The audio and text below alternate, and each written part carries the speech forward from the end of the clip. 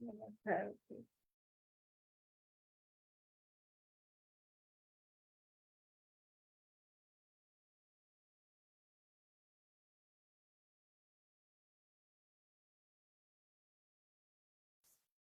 नमस्ते। नमस्ते। नमस्ते।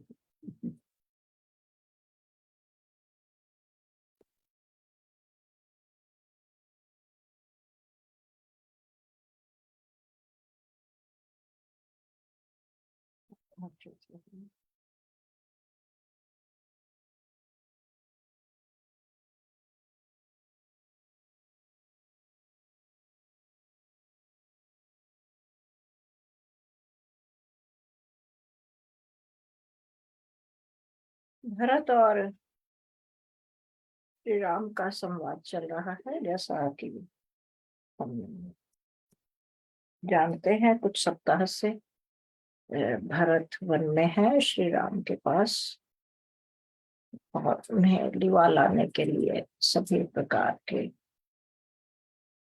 यत्न प्रयत्न कर रहे हैं, इच्छा कर रहे हैं। श्री राम के पास अपने तर्क है, भरत के पास अपना तर्क है। भरत बहुत दुखी है और मूलतः यह बात कहते हैं कि महाराज ने जो निर्णय लिया वह उनकी इच्छा नहीं थी, और वह एक प्रकार से माता कैकेयी के दबाव में लिया गया निर्णय था, जो अनुचित था और जिसका दुष्परिणाम सबने पाया। माता को कैकेयी ने भी पाया, अन्य माताओं ने भी दुख झेला, प्रजा भी दुखी है, कष्ट में है, राज्य की भी स्थिति ठीक नहीं है, और परिवार की भी स्थिति ठीक नहीं है, इत्यादि इत्यादि व्यक्तिगत कारण भी देते हैं सभी बातें। श्री राम के पास अपने तर्क हैं। उनके पास मूलतः यही है कि पिता जो है वे आदेश कर गए हैं, और धर्म यही कहता है कि मैं पिता के आदेश का पालन करूं, अन्यथा पिता जो है वे अपनी बात से हट गए। वचन भंग की जो बात है कि सत्य वचन अर्थात वचन भंग होना अर्थात सत्य से च्युत हो जाना। तो सत्य से च्युत हो जाना अर्थात धर्म के मार्ग से च्युत हो जाना। तो श्री राम ये तर्क रखते हैं, और फिर जो भरत के मन में यह था कि जो दुख झेल रहे हैं, जो परिस्थितियां हैं, परिवार ऐसे हो गया, राज्य ऐसे हो गया, पिताजी का निधन हो गया और सब छिन्न भिन्न हो गया, उसके प्रत्युत्तर में श्री राम का कहना था कि यह जो जीवन है, आपको संभवतः है कुछ लोगों को स्मरण भी हो, जब श्री राम को वनवास की आज्ञा हुई थी तो लक्ष्मण के साथ उनका पुरुषार्थ और भाग्य को लेकर एक लंबा संवाद चला था। पुरुषार्थ क्या है, पुरुषार्थ प्रबल है कि भाग्य प्रबल है, पुरुषार्थ क्या है और भाग्य क्या है, इत्यादि।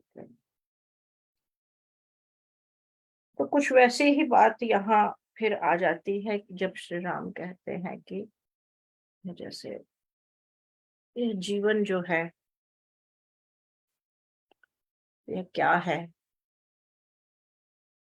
और मनुष्य क्या चाहता है, लेकिन कर्म विधि जो यह विधि है, विधाता है, जो सब जीवन में मनुष्य को बहुत सारे नाच नाचने पड़ते हैं, दोलायमान होना पड़ता है, इधर से उधर उधर से उधर।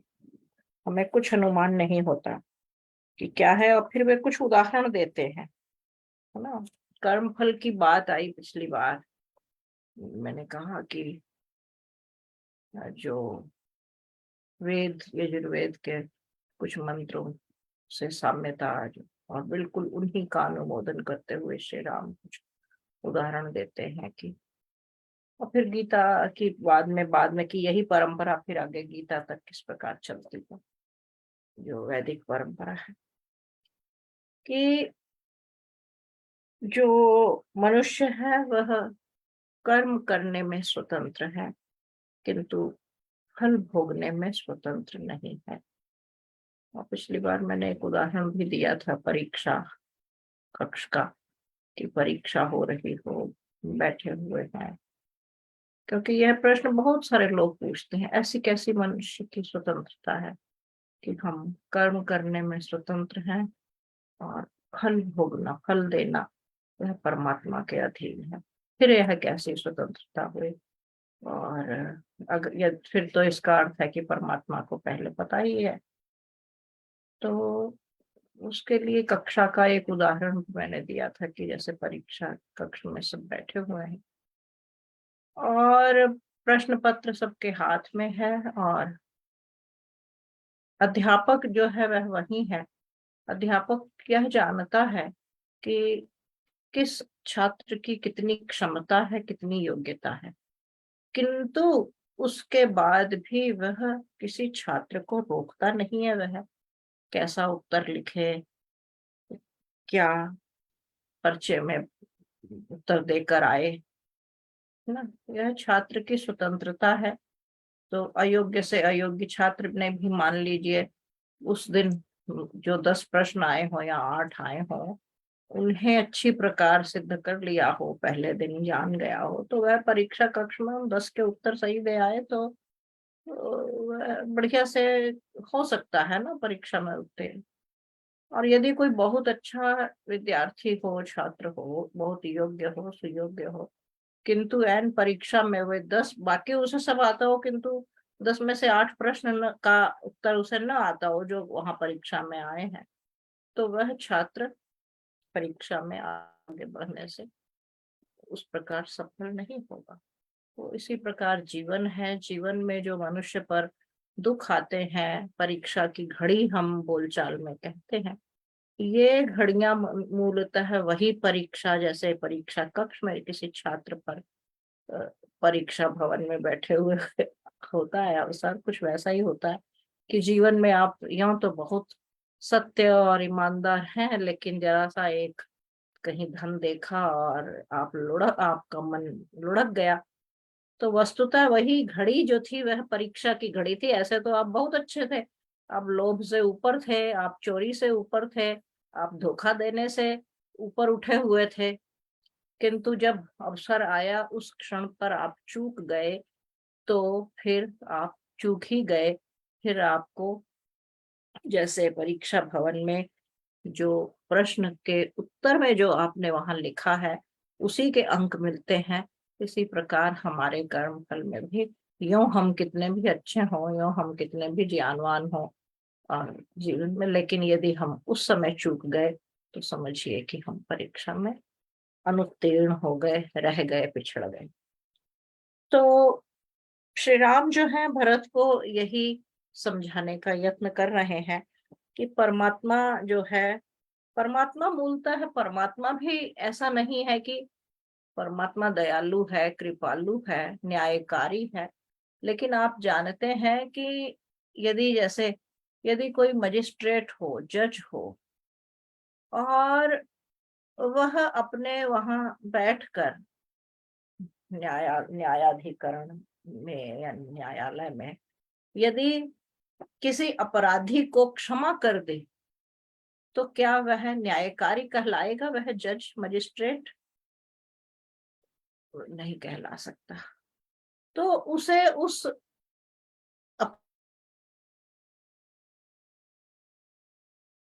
अपराधी को दंडित कर, उसके हाथ भी संविधान से बने हुए नियमों में बंधे हुए हैं। इसलिए परमात्मा की न्यायकारिता या दयालुता यह नहीं है कि वह सबको क्षमा, सबके पाप क्षमा कर दे, तो फिर तो सारे संसार में पाप और अत्याचार और अनाचार बढ़ता ही चला जाएगा। इसलिए परमात्मा की न्यायकारिता और दयालुता वह यदि दंडित भी करता है तो उसकी दयालुता भी वही है कि वह शेष सबको उस कष्ट से, जो यदि गलत व्यक्ति को दंडित न किया जाता तो वह कष्ट सबको देता, तो परमात्मा मूलतः उस कष्ट से दूसरे सबको बचाने के लिए उसे न्याय करना पड़ता है। तो दयालुता और न्यायप्रियता को इस प्रकार समझना चाहिए। और तो श्री राम यही समझा रहे थे।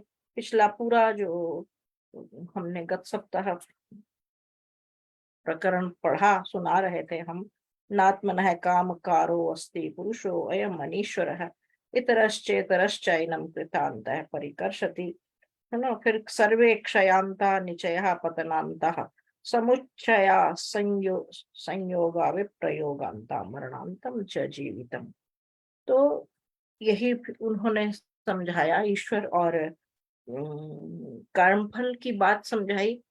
और फिर बताया कि जीवन में, संसार में जो आया है उसको उसका जाना निश्चित है, सुनिश्चित है। और जितनी भी वस्तुएं बनी हैं ये सब विनाशशील हैं।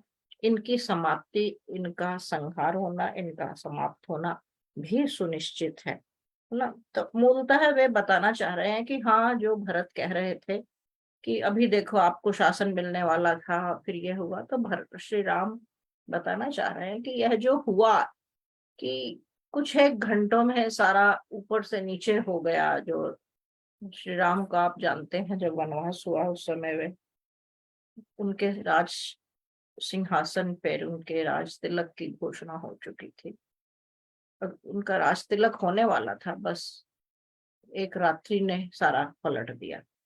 तो इस पूरा जो पलटा, इस पूरे पलटने के घटनाक्रम की व्याख्या मूलतः श्री राम भरत से कर रहे हैं कि ऐसा तो होता है, जीवन इसी का ना, इस यही जीवन है और यह सब हमारे हाथ में नहीं है। मनुष्य का जाना निश्चित है, जिसका जन्म हुआ उसकी मृत्यु निश्चित है, जिसका निर्माण हुआ है उसका संहार, विनाश निश्चित है, संहार निश्चित है, प्रयाण निश्चित है। ऊंचाई है जो चढ़ रहा है ऊपर, तो दूसरी तरफ उतराई भी है ना। मिलन है तो फिर विदाई भी है। तो ये सभी श्री राम कहते हैं संयोग है और वियोग है, संकल्प है और विकल्प है, जीवन है और मृत्यु है, मिलना है और बिछुड़ना है, इत्यादि। ये भिन्न भिन्न प्रकार की स्थितियां और उदाहरण देकर श्री राम भरत को सांत्वना भी दे रहे हैं और एक प्रकार से शिक्षा भी दे रहे हैं, समझ भी दे रहे हैं। फिर आगे कहते हैं, यथा फलानां पक्वानां नान्यत्र पतनात् भयम् एवं नरस्य जातस्य नान्यत्र मरणात् भयम्। यह भी एक वेद मंत्र जैसी, आप जानते हैं, जिसे महामृत्युंजय मंत्र भी कहा जाता है। उसमें जो उदाहरण आया है ना, त्र्यंबकम यजामहे सुगंधिम पुष्टिवर्धनम उर्वारुकमेव बंधनान् मृत्योर्मुक्षीयमामृतात्। उसमें यह कहा है कि जीवन इस प्रकार से मनुष्य जिए कि जब मृत्यु हो तो विलाप करना, रोना, दुख मनाना और पश्चाताप न करना पड़े। और उदाहरण दिया कि मैं जाऊं, इस संसार से मनुष्य जाए तो जीवन मेरा ऐसा जिया हुआ होकर जाए कि जैसे वृक्ष से फल पकने पर स्वतः अलग हो जाता है, उसको खींचना, तोड़ना और इस प्रकार नहीं करना पड़ता, पका हुआ फल स्वतः नीचे गिर जाता है अलग होकर। तो इसी प्रकार जीवन हमारा यापन, जीवन यापन ऐसा हो हम करें कि हमें यहाँ से खींचकर और पश्चाताप में विलाप करते हुए रोना न पड़े। यहाँ से राम कहते हैं जैसे कि पका हुआ फल ना, उसे किसी प्रकार का कोई, उसे ऐसा नहीं होता कष्ट, पश्चाताप या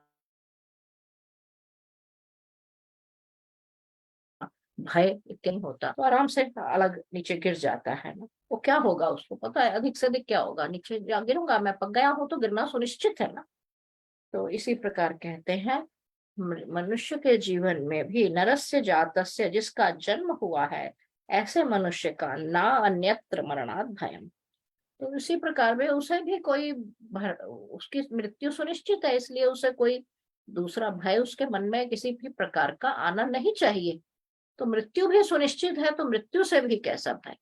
तो बाकी सारे ये भय दुख ये तो कोई यानी ये सब तो बहुत कुछ, इनकी तो कोई तुलना ही नहीं है, कुछ कहीं ठहरते ही नहीं है। यथागारम दृढ़स्थूणम जीर्णम भूत्वा वसीदति, तथैव सीदन्ति नरा जरा मृत्यु वशं गताः।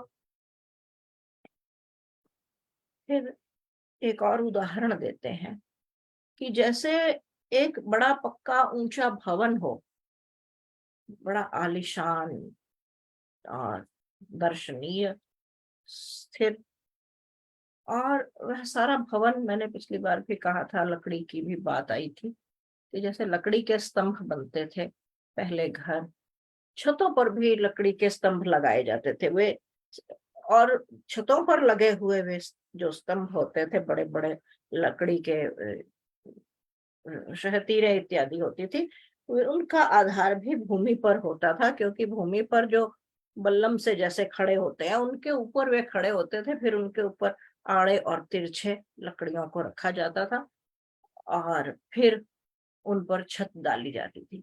जब पक्के पक्के मकान बनने लगे तब भी ऐसा हो गया था कि आप जानते हैं कि नींव रखी जाती थी पहले भूमि के भीतर तक, और नींव के साथ ही साथ कॉलम खंबे खड़े कर दिए जाते थे, और फिर दीवारें तो सबसे बाद में बनती थी, उनके ऊपर छत चिन दी जाती थी, सीमेंट की छत, जिन पर लोहे की तारें और इत्यादि इत्यादि से कंक्रीट बिछाकर पक्की छत बनाई जाती थी। और फिर उन सारे स्तंभों पर पूरा घर खड़ा हो जाता था, और बाद में फिर दीवारें बनाई जाती, चीनी जाती। तो सारा का सारा भवन, यदि मान लीजिए धरती हिल जाए, भूकंप आते हैं, सारा भवन धराशायी होकर नीचे गिर जाता है।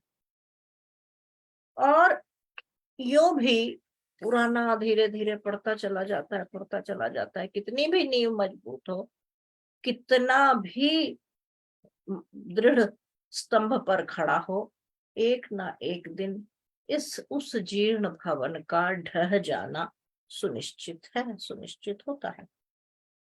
तो जैसे बड़े से बड़ा भवन, बड़े से बड़ा महल एक दिन समय के थपेड़ों या समय के व्यतीत होने या वैसी परिस्थितियां होने से ढह जाता है, वैसे ही मनुष्य जीवन की भी यही स्थिति है।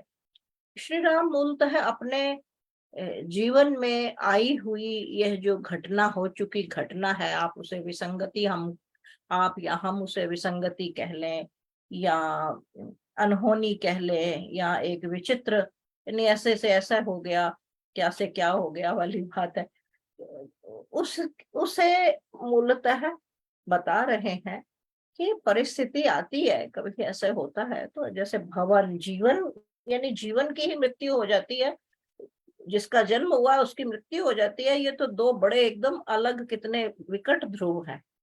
तो मेरे जीवन में तो ऐसा कुछ इतना बड़ा भयंकर हुआ नहीं है कि वहां से परिस्थिति वैसी थी तो अब परिस्थिति वैसी हो गई है। तो दो वैसे जो एकदम विपरीत ध्रुव हैं, श्री राम वैसे, और वे उदाहरण भरत को दे रहे हैं। तो फिर वो कहते हैं बुढ़ापा आ जाता है, बालक जन्म होता है, कैसे कोमल है और इत्यादि, लेकिन जब बुढ़ापा आया एक दिन और फिर मृत्यु आ जाती है, तो कितने दो अलग प्रकार के एकदम विपरीत अ, अवसर होते हैं। अवसर तो क्या उन्हें कहेंगे, विपरीत विपरीत समय है, विपरीत घटनाएं हैं।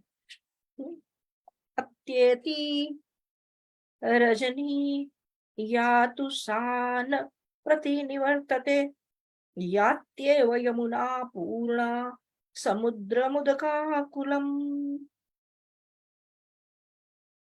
अब अगली बात एक और कहते हैं। पहले तो यह बात हो रही थी कि जीवन में बहुत उदाहरण उन्होंने दिए प्रकृति के, मनुष्य जीवन के विपरीत जो है। अब एक दूसरी बात उन्होंने कही है कि अब त्येती रजनी, है ना, और या तू सा ना प्रतिनिवर्तते, जो पूरी प्रकार से रजनी, रजनी अर्थात रात्रि चली गई है, जा चुकी है, वह व्यतीत हो चुकी है, वह लौट कर नहीं आती है। लौट कर क्या आता है? कुछ भी। उसके व्यतीत हो जाने पर क्या आया? दिन आया।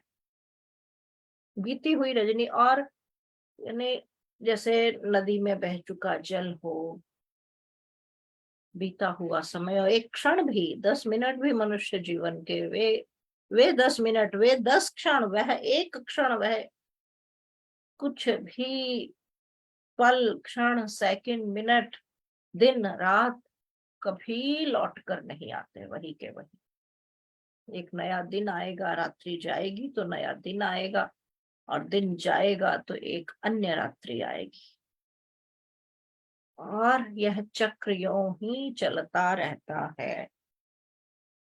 यमुना, फिर यहाँ यमुना के जल का उन्होंने उदाहरण दिया। यात्येव यमुना पूर्णा समुद्र मुदकाकुलम। यमुना में जो पानी बहता है, वह यमुना जाकर समुद्र में। अब यमुना क्या है? क्या यमुना वे दो तट है? क्या यमुना वह पानी है? जो नदी में था वह पानी तो चला गया समुद्र में। पानी तो प्रतिक्षण जा रहा है समुद्र में। तो यमुना मूलतः क्या है? वह उस गति को कहते हैं, उस जल को कहते हैं, उन दो तटों को कहते हैं, उन दो स्थलों, वहां से वहां तक के स्थल को कहते हैं। यमुना मूलतः कहते हैं किसको? यमुना मूलतः है क्या?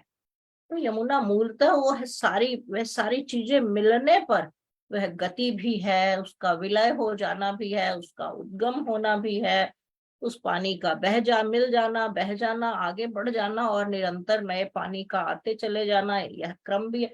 ये और वे स्थल भी हैं, वे तट भी हैं,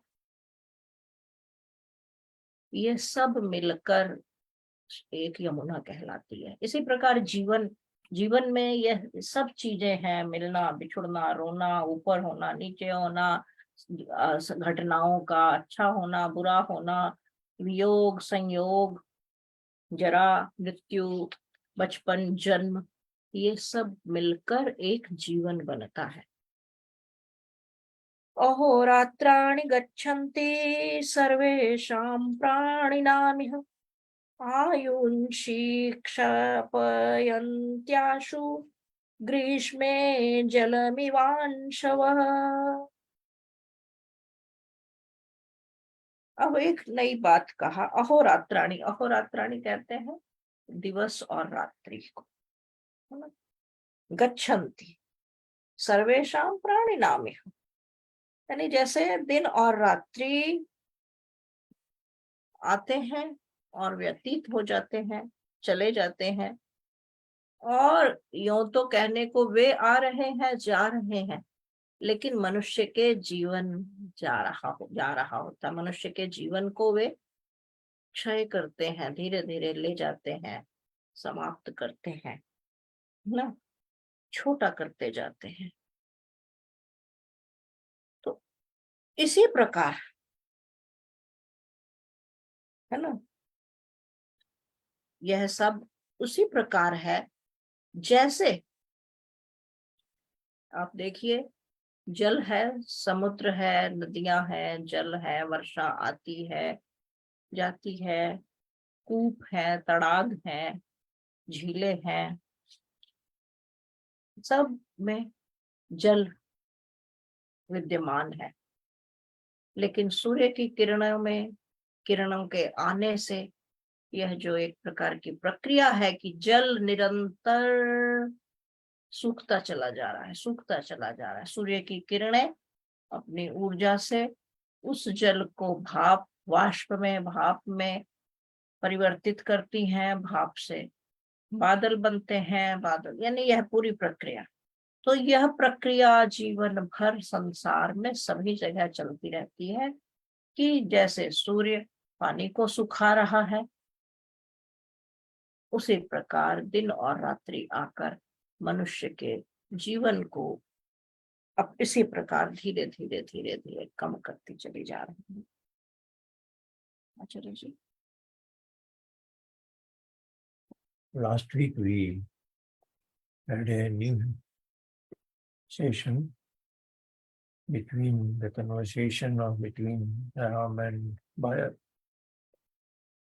That was morning after the night, first night they had met.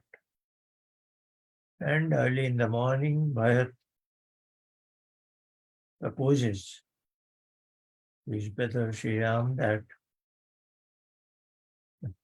now that he has the authority that came from his father to his mother, then to him, with exercising that authority, he wants to pass it on, the kingdom, to Sri Ram.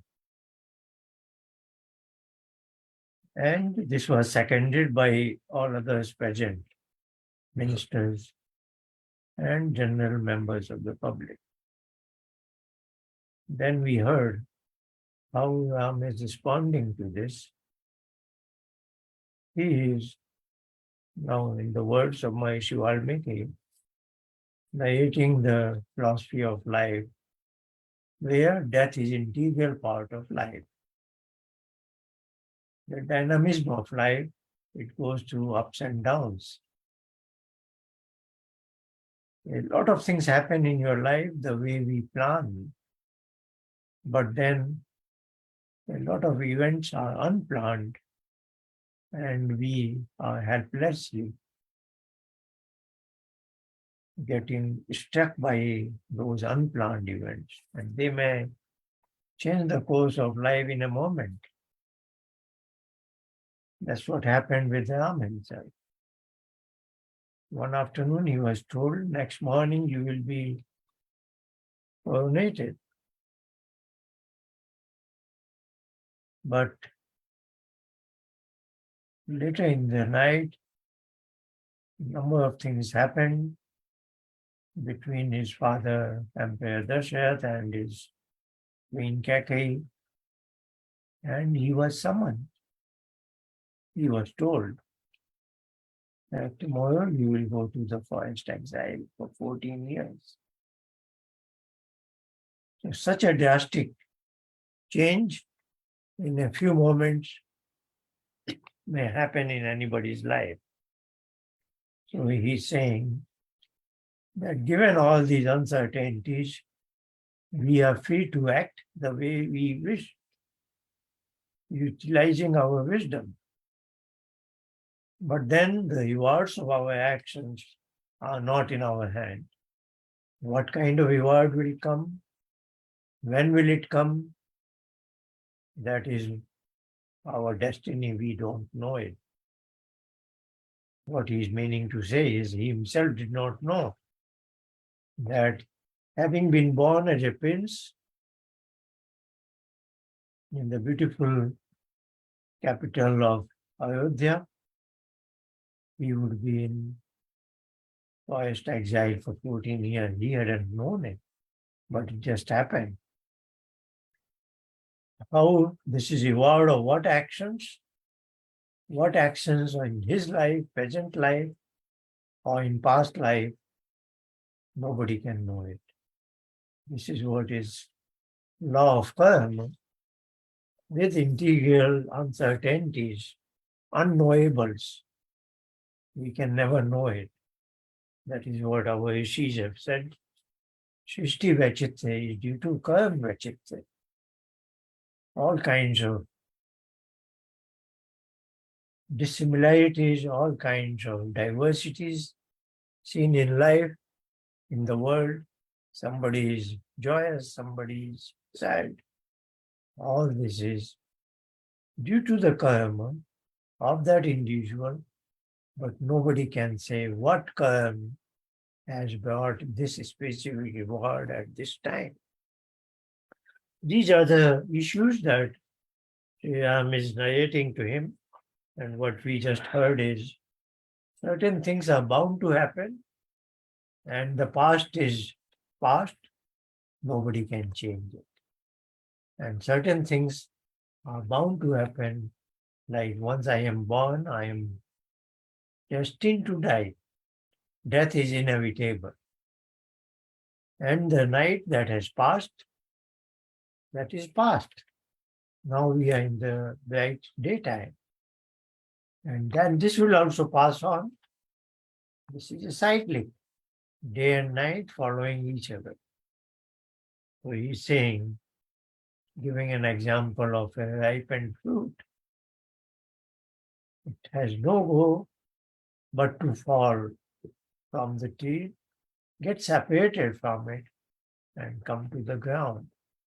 Similarly, once we are born, we will definitely die, and that should not, once we know this destiny, we should be away from this kind of a fear. And everything, even a house we construct with very solid pillars, but one day they will also be shaking and the whole house will collapse. Similarly, he is saying the dynamism of event, like a river is flowing. The water begin from the origin of the river. That same water parcel, a small pocket of water, is passing through hundreds of kilometers and then goes to the ocean. That doesn't come back in that same form. Now some other water particles are coming. It is the dynamism. Once that has passed, that is past. So are the day and night, and sometimes it's not visible. Like we wash our clothes, they are wet. We spread them somewhere, we hang them on a string, and a few hours later, they are dry. But nobody sees that water going away, water evaporating. It's invisible, but it is happening. So things are happening. Sometimes we can see it, like the river is flowing, but sometimes we don't even see it when the water is evaporating from the wet clothes and make it dry under the influence of the sunlight. So these are the dynamism of the events which we are bound to accept, and we should accept gracefully. Even as we accept it, we can look at it as an opportunity and try to make, that's what Ram is doing. He is in forest exile. He accepts his destiny and then he is pondering. That's what we'll see. After this discussion is over, conversation is over, they will go into still more deeper, denser forest, Dandakaya. They will leave this Chitrakoot hill and go to Dandaka. And then he will search for Maharishi Agastya ashram, what he heard, because he wants to utilize this exile period for his learning in company with learned scholars. So just like the pillar will weaken and collapse, so is our body frame. Our body is, of course, as a child, the body is growing. So this is the dynamic, but it is not linear. It's not one directional. Suddenly it changes the phase. And then we enter into old age phase. Now the body is not growing, it is decaying. It is made with the same 5 elements, but now it decays. And this is something, some course of life nobody can change. We are bound to accept such changes in our life. Let us see more. This section is filled with this kind of philosophical observations by elder brother Ram narrating to his younger brother Bharat. आत्मानमनुशोचित्वं किम् अन्यम् अनुशोचसि आयुस्ते हीयते यस्य स्थितस्य च गतस्य च।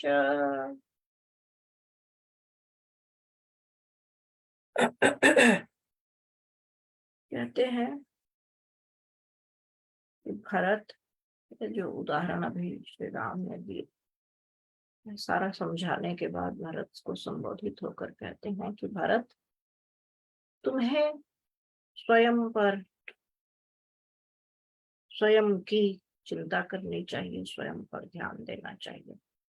आशा यह है कि यह जो यह ऐसा नहीं कहा जा रहा कि तुम्हें स्वार्थी होना चाहिए, अपना ही सोचना चाहिए, अपितु ऐसा कहा जा रहा है कि तुम में जैसे होता ना आत्मोत्थान, मैं कैसे आगे बढ़ूं, मैं कैसे अधिक यानी पुण्य कमा सकूं, जो सकारात्मक दिशा में आगे बढ़ना है, उसकी बात हो रही है कि भरत, तुम्हें उस दिशा में अपने उत्थान के लिए, अपने आगे बढ़ने के लिए और अपने सद्कर्म कमाने की दिशा में निरंतर आगे बढ़ना है।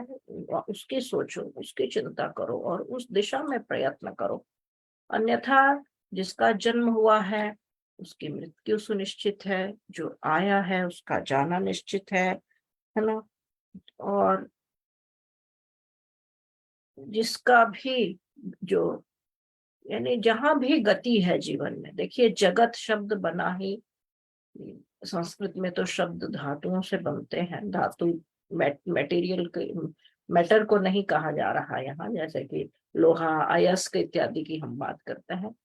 यहाँ धातु उसका उस अर्थ में नहीं है, धातु होता है कि एक रूट है, तो हर शब्द कहाँ से बना है उस एक रूट होता है उसका, और उस रूट में जो प्रयुक्त होते हैं अक्षर, और जिसे कहना चाहिए एक एक अक्षर का अर्थ है।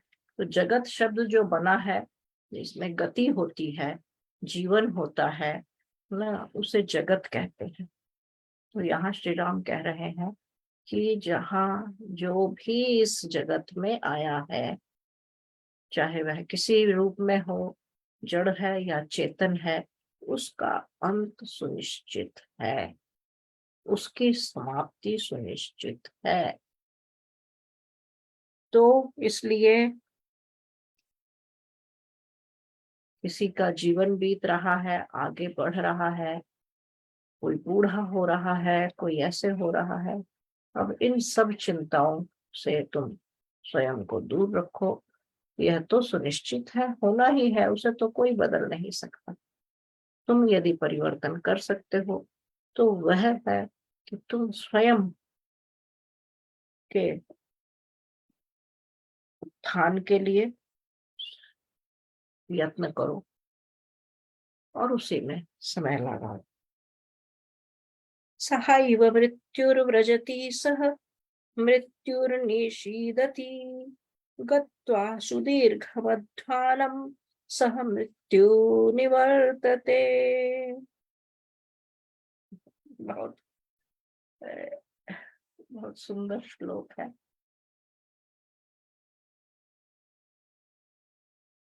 कहा कि जो मृत्यु है वह जीवन के साथ साथ चलती है, साथ साथ बैठती है ना।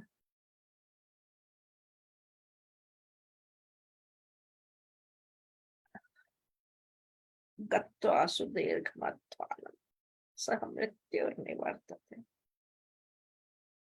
ये सुदीर्घ कहते हैं लंबी दूरी तक, लंबा, सुदीर्घ, दीर्घ, दीर्घ से सुदीर्घ शब्द एकदम समान है ना। तो आप समझ सकते हैं, तो दीर्घ समय भी हो सकता है और दूरी की भी, हम दूरी को भी जब लंबी दूरी है तो उसे सुदीर्घ कह सकते हैं।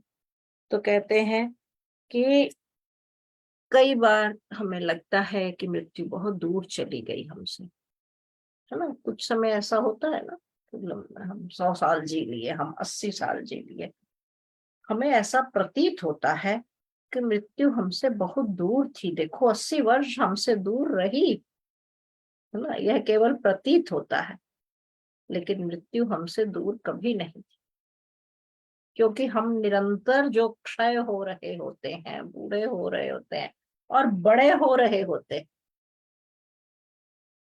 यह भी वस्तुतः उसी का हमारे साथ साथ चलना है। हमें ऐसा प्रतीत होता है कि वह दूर चली गई, पर फिर एकदम हमें पता लगता है कि नहीं, वह दूर कहाँ थी, वह तो बिल्कुल पास थी, देखो आ गई, लौट आई है।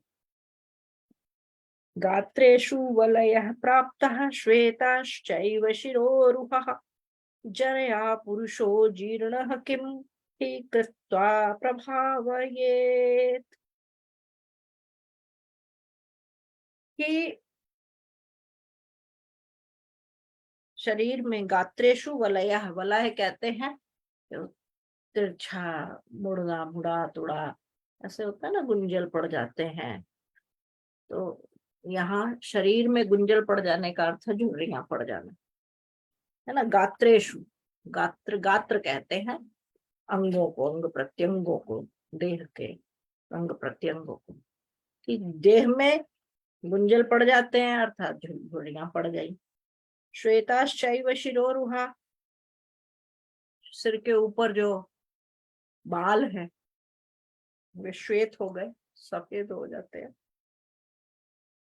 जरया पुरुषो जीर्ण है, पुरुषा मैं पहले भी बता चुकी हूँ, संस्कृत के जो शब्द हैं वे जहां यदि केवल स्त्री को संबोधित है तभी केवल स्त्रीलिंगी शब्द आता है, जहां पर दोनों स्त्री और पुरुष सबके लिए समान है ना, वहां पर केवल शब्द, वहां क्योंकि संस्कृत में शब्दों के लिंग होते हैं, एक एक शब्द का लिंग होता है, वहां इस आधार पर नहीं होता कि मनुष्य का लिंग क्या है, इस आधार पर शब्द का लिंग तय नहीं होता है।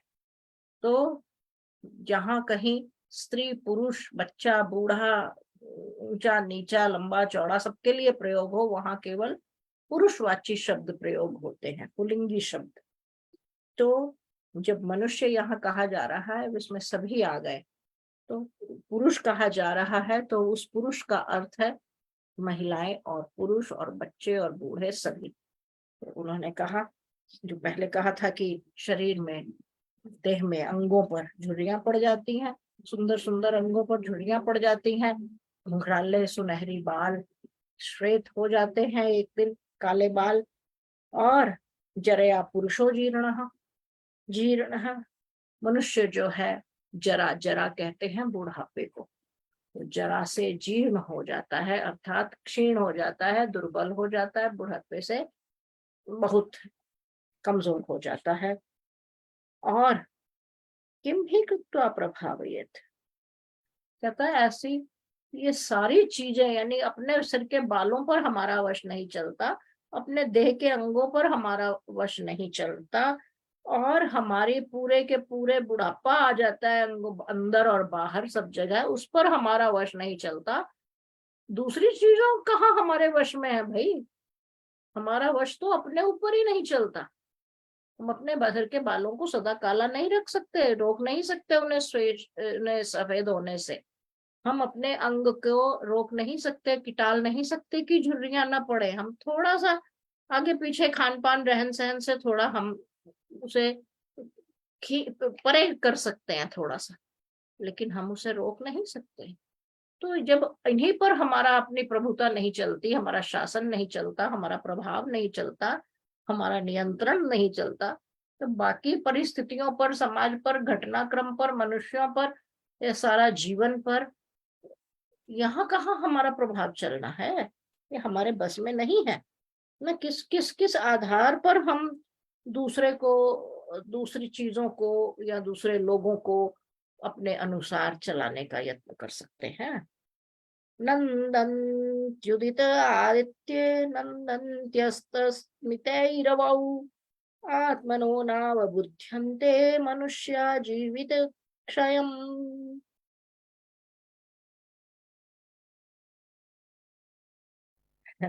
या जो नंदन्त्युदित उदित आदित्य, नंदंती, तो ये दो शब्दों की संधि से बना है ना। तो नंद शब्द वही है जिससे आनंद शब्द बना है, हर्ष, प्रसन्नता, सुख। हम्म, तो कहा कि उदित आदित्य, सूर्य के उदय होने पर आनंद होता है, सबको प्रसन्नता होती है, खुशी मन अच्छा लगता है ना। और फिर रात्रि आ जाती है, रात्रि भी हमें अच्छी लगती है, हम विश्राम करते हैं, सोते हैं, आकाश सुंदर दिखाई देता है, बहुत से कारण है। रात्रि भी फिर हमें अच्छी लगती है, ऐसा नहीं है कि हमें बुरी लगती है ना। तो हमें दिन भी अच्छा लगता है, हमें रात्रि भी अच्छी लगती है। तो इसी प्रकार जन्म और मृत्यु, यौवन और बुढ़ापा, ये भी जीवन की दिन और रात्रि है। जीवन आयु का प्राप्त होना और आयु का घट जाना, समाप्त हो जाना, क्षय हो जाना, ये भी उसी प्रकार है। तो हमें इस पर भी इस ये भी उसी प्रकार है, हमें अनुभव नहीं होता, वहां हमें आंख से दिखाई दे रहा है, एक दिन आया अब रात आई, अब दिन आया अब रात आई, रंग अलग अलग है, लेकिन प्रतिक्षण हमारे साथ भी यही हो रहा है। हमारा हमारा भी जन्म होने पर जैसे कि दिन हुआ था, धीरे धीरे हमारा बड़े होना, हमारा दूसरी ओर बढ़ना है। तो किंतु इसका हम अनुभव उस प्रकार नहीं कर पाते, और इसी कारण संभवतः हम उस प्रकार आनंद नहीं, अच्छा नहीं हमें लगता। जैसे दिन भी हमें अच्छा लगता है, रात्रि भी अपने कारणों से अच्छी लगती है।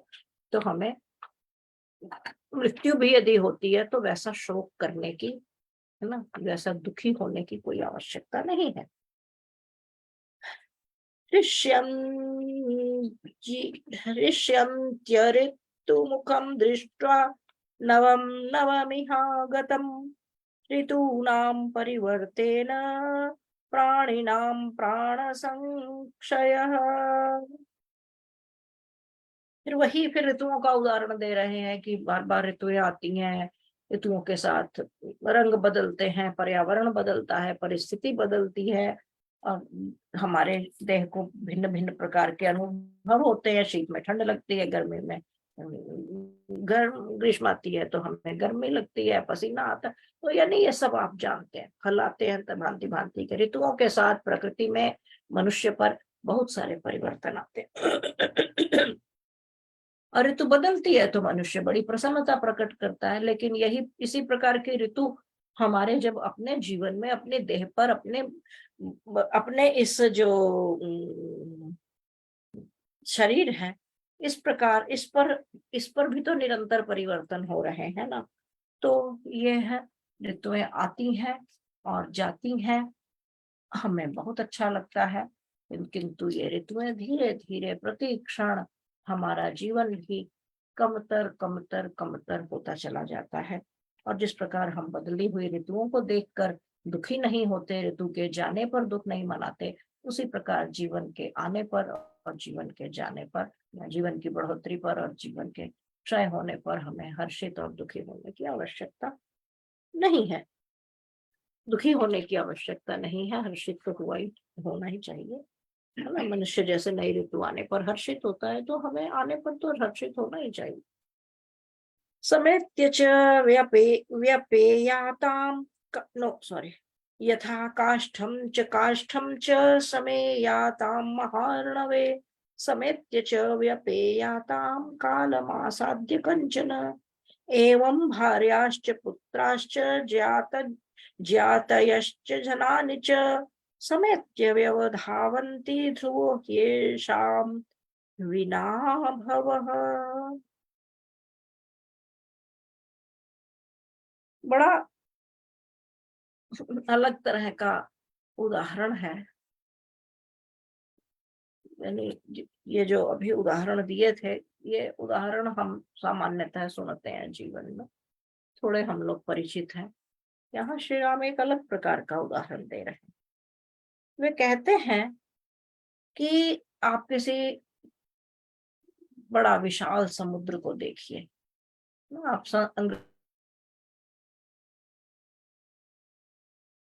अंग्रेजी में भी देखिए, एक सी है, है ना। तो यहाँ बड़े विशाल, जिसे महासागर कहा जाता है, किसी महासागर को हम देखें तो उन्होंने कहा यह जो पूरी सृष्टि है यह एक प्रकार का महासागर है। और इस महासागर में, जैसे कि मनुष्य किसी महासागर को देखे, पता नहीं किस देश की, किस स्थान की, किस नगर के यहां से बहता हुआ एक लकड़ी का टुकड़ा आता है, और नदियां उसे अपने साथ बहाकर समुद्र तक ले आती हैं। समुद्र से महासमुद्र तक पहुंच जाता है, यानी क्योंकि महासमुद्र तो सारी सृष्टि, सारे ग्लोब के चारों ओर है ना। और उस महासमुद्र में एक कहीं और से कोई लकड़ी का टुकड़ा आया हुआ, बहता हुआ। यह लकड़ी का टुकड़ा बोलना का भी एक कारण है। देखिए, यदि लोहे का टुकड़ा होगा तो लोहे का टुकड़ा तो डूब जाएगा ना, तो वह नहीं दिखाई देता, है ना। और यदि यदि कोई जीव है, कंकाल है, वह भी जलचर खा पी लेंगे उसको, वह भी नहीं दिखाई देगा। और कोई चीज की तो बात नहीं है, सब डूब दाब जाएंगे। तो लकड़ी का टुकड़ा कहने का एक विशेष प्रयोजन है, क्योंकि लकड़ी पानी पर तैरती रहती है, हमें दिखाई देती है। तो वह लकड़ी का एक टुकड़ा, चाहे नौका के रूप में है या पटा है या तिनका, तिनका तो नहीं कहा जाएगा, एक एक छोटा डंडी जैसा डंडा हो, तो ये सब पानी पर तिरते रहते हैं। कोई कहाँ से आया और आकर महासमुद्र में किसी दूसरे देश के, दूसरे ग्राम के, दूसरे नगर के किसी तीसरे व्यक्ति से संबंधित था, लेकिन समुद्र में आया और मिल गया।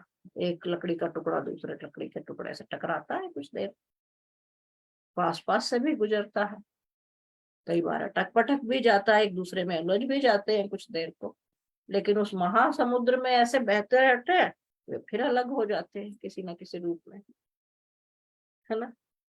तो उन्होंने कहा इसी प्रकार, देखिए ऐसा उदाहरण हम सामान्यतः सुनते नहीं है। उन्होंने कहा इसी प्रकार ये महिला, बेटा, बेटी, पत्नी, भाई, बंधु, माता, पिता, ये सारे संबंध उसी प्रकार लकड़ी के टुकड़े जैसे हैं, समुद्र में तैरते हुए। ये आए हैं, कुछ देर को जुड़े रहेंगे, और फिर सब विलग होकर अपने अपने उसी महासमुद्र में विलीन हो जाएंगे, उसी महासमुद्र में अलग हो जाएंगे। क्योंकि इनका, जैसे इनका कभी मिलना हुआ, इनका बिछुड़ना उससे अधिक सुनिश्चित है, उससे अधिक तय है, उससे अधिक अवश्यम भावी है। आचार्य जी, समय हो गया।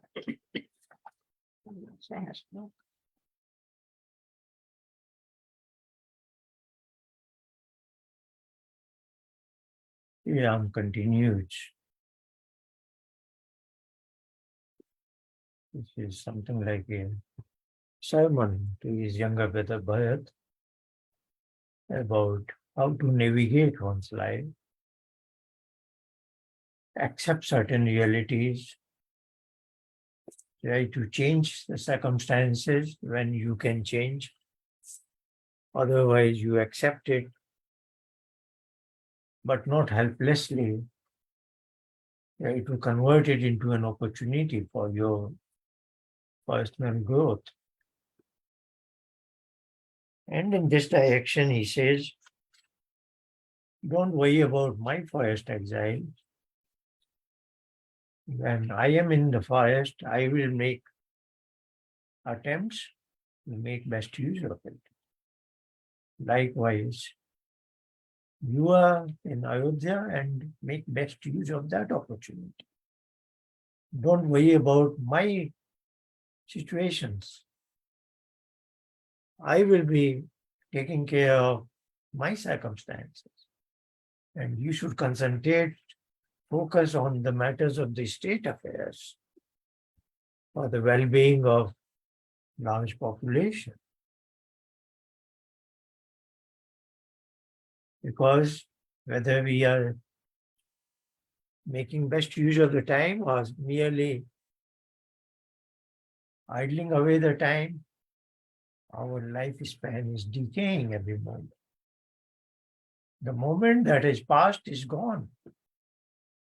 If we did not use it properly, it doesn't come back. That's the wisdom he is suggesting. And then he says, that's what is commonly seen among the people, the vast majority of the people. They enjoy life without realizing death is always nearby. It doesn't take a moment for death to strike anybody. Death is always very nearby. That should always be born in our mind because life is so uncertain. And even if we are blessed with a full lifespan, we should realize how much is within our limitations. What are our limitations? For example, our body develops wrinkles. Our hair becomes gray and white. And we also lose the physical strength as the body begins to decay. And in these circumstances, it doesn't make sense. When we cannot control our own, what is our body frame is going through, it does not make sense to try to control others. We should know and face these limitations. Now, interestingly, he is suggesting Bharat to develop a perspective from his individual point of view. As an individual perspective, on a shorter time frame, day after day, people are so much engrossed in the worldly events from sunrise to the sunset. They are enjoying and participating in it without realizing that their own life is decaying. They are so much engrossed in seeing their whereabouts, what is around them, that they don't realize from the morning sunrise to the sunset, from dawn to dusk, their own life has lost one day at least. The lifespan has reduced, but because they are so much filled with the outer world, and even a longer time frame, he's saying there are seasonal changes, not day after day, but after fortnights or so. But they are still enjoying all the seasonal changes without realizing they are losing a year of their lifespan. And then he's saying, at most, what do you see? Because in the course of life, you meet of course, you have siblings, then you get married, you have a spouse, you have your own children.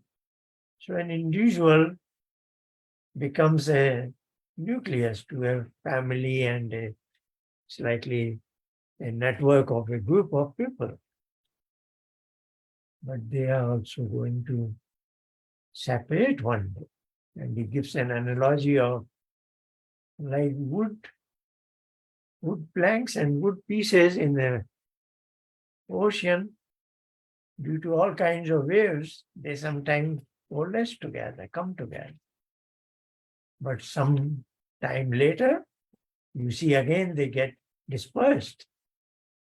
In the same manner, an individual should realize that the dynamism of life is not just happening what is happening around me, what is happening to me also.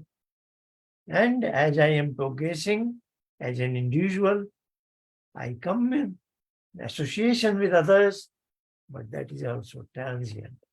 All these are transients of life that an individual should be concerned with, and notwithstanding all this, The constancy is what is the objective of my life and how can I make best use of this moment and the next few moments that I will have. I don't have infinite time. So I must plan in a pragmatic manner and execute in a proper manner. So this is a kind of a sermon. Previously, we have heard him saying how to manage the state affairs. Now, this is second part, how to manage your own life. And the way I am doing it, most of us are in different circumstances. I am in the first exile, but the common factor should be we should make best use of this opportunity that has been brought to us. By whom, we have no idea. Who put us in these circumstances? That is destiny. But we can make best use of it. We will continue this section when we meet next week. जी, thank you Acharya ji. लगभग 11 श्लोक और हैं इस सर्ग के पूरा होने में, और हम देख रहे हैं, यानी अभी भरत यहाँ जब से आए हैं, श्री राम के पास से जो अर्जित, उनका गुरुओं से अर्जित ज्ञान है, ये कितने, यानी श्री राम हर विद्या में, चाहे बौद्धिक ज्ञान है, चाहे शारीरिक शक्ति से संबंधित ज्ञान है, धनुर्विद्या, अस्त्र शस्त्र का ज्ञान और ये सब, नहीं हर उसमें पारंगत है। और फिर उन्होंने कैसे कुटिया बनाई, यानी चारों प्रकार के यानी सामर्थ्य उनमें है, सत्ता को चलाने का भी है, ज्ञान का भी है, और हाथ से कठोर कार्य करने का भी है। सभी प्रकार के जीवन के उनके विभिन्न चरण हैं और सभी में वे कैसे निष्णात हैं। अद्भुत है ये सब जानना, और कितना गंभीर विषय प्रकरण यह चल रहा है। अगले सप्ताह से हम निरंतर आगे और बढ़ाएंगे, पुनः मिलेंगे। आप अपना ध्यान रखिए। प्रभु कृपा सबके परिवारों पर, सबके जीवन पर बनी रहे। धन्यवाद। नमस्ते। प्रणाम।